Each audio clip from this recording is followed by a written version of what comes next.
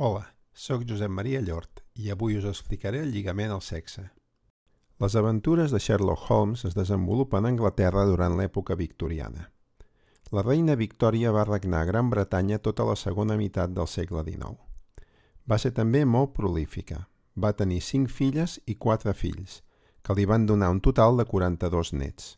Molts d'ells van ser reis o es van casar amb reis. El fill petit de la reina Victòria, Leopold, tenia una malaltia poc freqüent, l'hemofília B. Leopold tenia hemorràgies i morats. Qualsevol petita ferida podia matar-lo, perquè la seva sang coagulava molt lentament. Leopold va poder tenir fills i filles, cap dels quals tenia hemofília, però sí que en van tenir 2 dels fills de les filles. La mateixa malaltia va ser transmesa per 2 germanes de Leopold als seus propis fills, afectant les famílies reals russa, prussiana i espanyola. En total, 10 descendents de la reina Victòria van tenir hemofília. Tots eren homes. Les dones no patien la malaltia, però la podien transmetre als seus fills. Sovint es diu que l'hemofília és una malaltia patida pels homes, però transmesa per les dones. Com s'explica això? El gen F9 conté la informació necessària per fabricar el factor 9, un enzim necessari perquè la sang coaguli. Aquest gen es troba al cromosoma X, un dels cromosomes sexuals. L'hemofília B és deguda a un al·lel defectuós del gen F9. Amb un sol al·lel funcional, la persona produeix prou factor 9 i té coagulació normal. La malaltia és, per tant, recessiva. Però el fet que aquest gen estigui al cromosoma X fa que s'expressi diferent d'un gen autosòmic. Es diu que és un gen lligat al sexe. En els gens lligats al sexe, els al·lels s'anomenen amb superíndex sobre la lletra base X. L'al·lel X+ produeix coagulació normal. El superíndex més indica que aquest al·lel funciona bé. L'al·lel X superíndex H minúscula produeix hemofília. El cromosoma Y no té aquest gen. Es limita a acompanyar en els mascles l'únic cromosoma X. L'al·lel X+ domina sobre XH. Això és degut a que les heterozigòtiques, amb un sol al·lel X+, ja produeixen factor de coagulació normal, tot i que en poden produir menys que una dona homozigòtica. Recordem que el cromosoma X és, junt amb l'Y, un cromosoma sexual. Això vol dir que són els cromosomes que determinen el sexe. En mamífers, les femelles tenen 2 cromosomes X. Els mascles, en canvi, tenen un cromosoma X acompanyat d'un cromosoma més petit que s'anomena Y. X i Y són els únics cromosomes homòlegs que són diferents i tenen gens diferents. El cromosoma Y només té gens necessaris per esdevenir un mascle fèrtil. En canvi, el cromosoma X té gens que necessitem tots els humans. Un d'ells és el gen F9, necessari per a la coagulació de la sang. Pel que fa a aquest gen, veiem ara els genotips possibles i els seus fenotips. Les femelles poden tenir 3 genotips possibles. Pausa el vídeo i escriu aquests 3 genotips amb el seu fenotip. Com hauràs vist, les femelles poden ser X+, X+, amb coagulació normal. X+, XH, també amb coagulació normal. O XH, XH, hemofílica. Les femelles heterozigòtiques acostumen a tenir una coagulació força normal, però tenen l'al·lel XH i el poden transmetre als seus fills. Per això a vegades se'n diu dones portadores.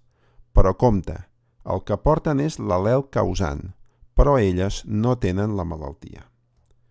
Les dones hemofíliques són molt poc freqüents. Això és lògic, perquè l'al·lel XH és poc freqüent. Les persones hemofíliques viuen menys i les dones hemofíliques sense tractament no acostumen a sobreviure a la primera menstruació. Pel que fa als mascles, poden tenir 2 genotips diferents. X+ Y, amb coagulació normal, o XH-Y, hemofílic. Aquests individus són homozigots o heterozigots? Doncs com que només tenen un al·lel d'aquest gen, no són ni una cosa ni l'altra. Es diu que són hemizigots. Fem ara les taules de punt net dels encreuaments més habituals. Comencem per l'encreuament més freqüent, una dona i un home de coagulació normal. Tots els òvuls que faci la dona tindran l'al·lel X+. L'home fabricarà dos tipus d'espermatozoides, la meitat amb X+ i l'altra meitat amb el cromosoma Y. Per tant, aquí només tenim dues possibilitats. Si qui fecunda és un espermatozoide X+, sortirà una filla de coagulació normal. Si l'espermatozoide que fecunda és Y, sortirà un fill de coagulació normal. Veiem ara l'encreuament entre una dona normal i un home hemofílic. La dona continua fabricant tots els òvuls amb l'al·lel X+. L'home fabrica dos tipus d'espermatozoides, però els del cromosoma X duen l'al·lel XX. Per tant, tots els fills mascles tindran coagulació normal. Les filles també, però elles seran heterozigòtiques. A diferència dels seus germans, podran transmetre l'al·lel defectuós als seus descendents. Què passaria si una d'aquestes filles heterozigòtiques s'encreués amb un home de coagulació normal? De fet, aquest tipus d'encreuament és el de la reina Victòria i el seu marit. Aquestes dones fabricaran dos tipus d'òvuls, la meitat amb X+ i l'altra meitat amb XX. El problema ve amb els òvuls XX. Si són fecundats per un espermatozoide Y, naixerà un fill hemofílic. Si qui fecunda és un espermatozoide X+, sortirà una filla heterozigòtica, que no patirà la malaltia, però la podrà transmetre. Un encreuament poc probable, però molt interessant, es produeix entre un home normal i una dona hemofílica. Veiem que en aquest cas tots els fills seran hemofílics i totes les filles de coagulació normal, encara que heterozigòtiques. Aquesta distribució de fenotips per sexes només es produeix en gens lligats al sexe i sols en alguns encreuaments. Per representar la informació genètica d'una família, els biòlegs utilitzen els pedigrís o arbres genealògics. En un pedigrí, les femelles es representen amb cercles i els mascles amb quadrats. Els individus que manifesten una malaltia o una característica es representen ombrejats. Cada generació ocupa una fila i s'identifica amb un número romà. La generació més antiga va dalt de tot. Les parelles s'uneixen amb una línia horitzontal. D'aquesta línia surt una línia vertical que es bifurca per anar a parar tots els seus fills o filles. Les parelles dels fills o filles s'hi uneixen amb una línia i així anar fent. Cada individu del pedigrí s'identifica amb un número doble, per exemple, 2.1. Primer, amb números romans, la seva generació. En segon lloc, amb números àrabs, la posició dins la seva generació. Observem un pedigrí simplificat de la família de la reina Victòria. Veiem que aquest pedigrí mostra 4 generacions. La de dalt és la més antiga i es representa amb un 1 romà. Tot seguit hi ha la segona, la tercera i la quarta. Numerem ara els individus. Començant per dalt, el primer individu, que és la reina Victòria, s'identifica com a 1.1. El seu marit és 1.2. La reina Victòria i el seu marit van tenir, entre altres, un fill hemofílic, 2.1. L'esposa és la 2.2, la filla petita de la reina Victòria, 2.3, i el seu marit, 2.4. Numerem també la tercera generació i la quarta. Completem ara els genotips del pedigrí. Per a fer-ho, t'aconsello seguir la regla dels 2 passos. Primer pas, deduïm el que puguem de cada individu mirant només el seu fenotip. La dona 1.1 és normal. Per tant, ha de tenir almenys un al·lel X+. De moment no sabem si és homozigòtica o heterozigòtica. Per això deixem una ratlleta de guió baix per indicar que ens falta el segon al·lel. Apliquem el mateix raonament a totes les dones normals del pedigrí. A la segona generació, 2.2 i 2.3. A la tercera generació, 3.2 i 3.5. A la quarta, 4.1, 4.6 i 4.7. L'home 1.2 té coagulació normal. Com que els homes són hemizigots per a aquest gen, només en tenen un al·lel. Ha de ser X més Y. Tots els homes normals del pedigrí han de tenir el mateix genotip, a la segona generació, a la tercera i a la quarta. Per fi, els homes hemofílics com 2.1. El seu genotip ha de ser XHY. El mateix raonament permet deduir el genotip dels altres homes hemofílics, de la tercera i de la quarta generació. Hem finalitzat el primer pas. Segon pas, anem a completar el que puguem mirant els seus descendents o progenitors. Ens falta el segon al·lel de la dona 1.1. El seu fill, 2.1, és hemofílic. Aquest fill ha rebut el cromosoma Y del seu pare i, per tant, l'al·lel XH l'ha rebut amb l'òvul de la seva mare. Per tant, 1.1 ha de tenir un al·lel XH, ha de ser heterozigòtica. Podem aplicar el mateix raonament a 2.3, que també té fills hemofílics, a 3.2 i a 3.5. Les filles de pare hemofílic han d'haver rebut del seu pare el cromosoma X amb XH. Per tant, també han de ser heterozigòtiques. Això ens confirma per una altra via el genotip de 3.2.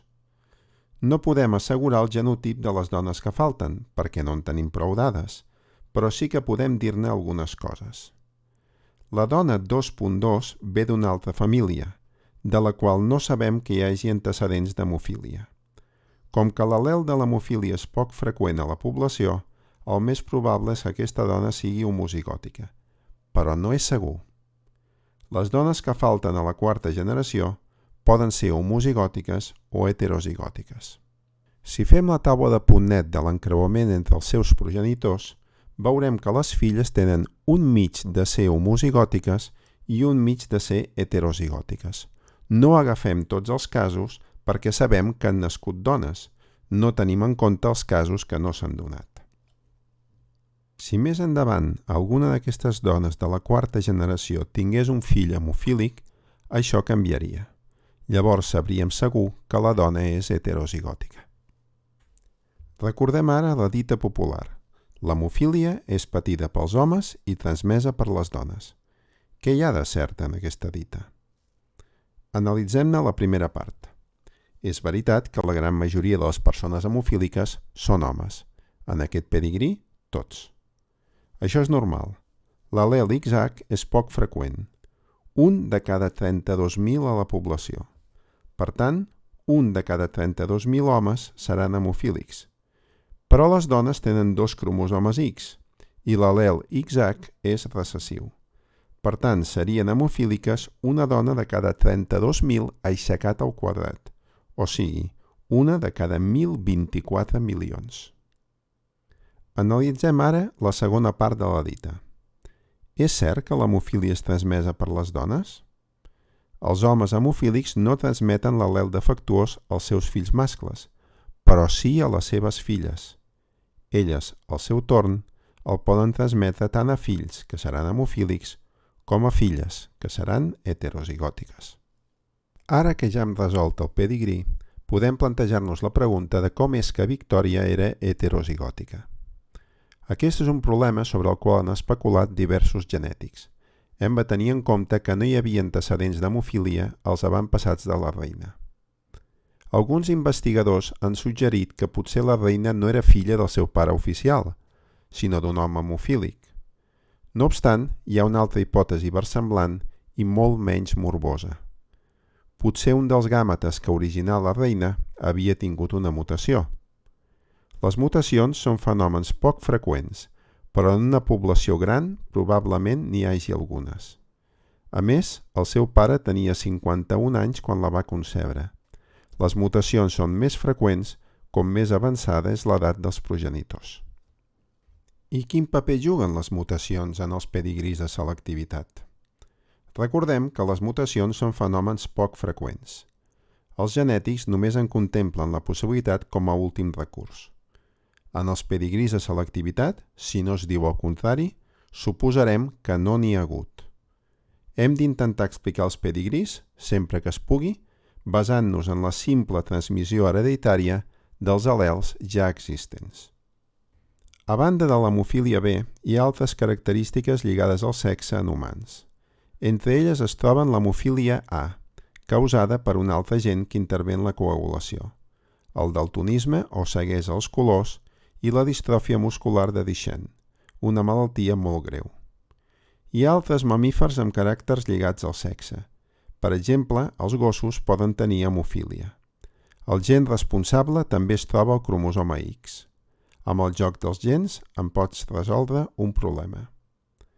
Es coneixen diverses característiques lligades al sexe en aus. Has de tenir en compte, però, que en aus el sexe femení és XY i el masculí XX, a l'inrevés que en mamífers. Molts grups animals i vegetals determinen el sexe sense intervenció de cromosomes sexuals, però curiosament en mosques les femelles són XX i els mascles XY, com els mamífers. Bé, ara fes pausa i escriu el que has après. Posteriorment, fes el mateix amb els exercicis següents. Fins la propera!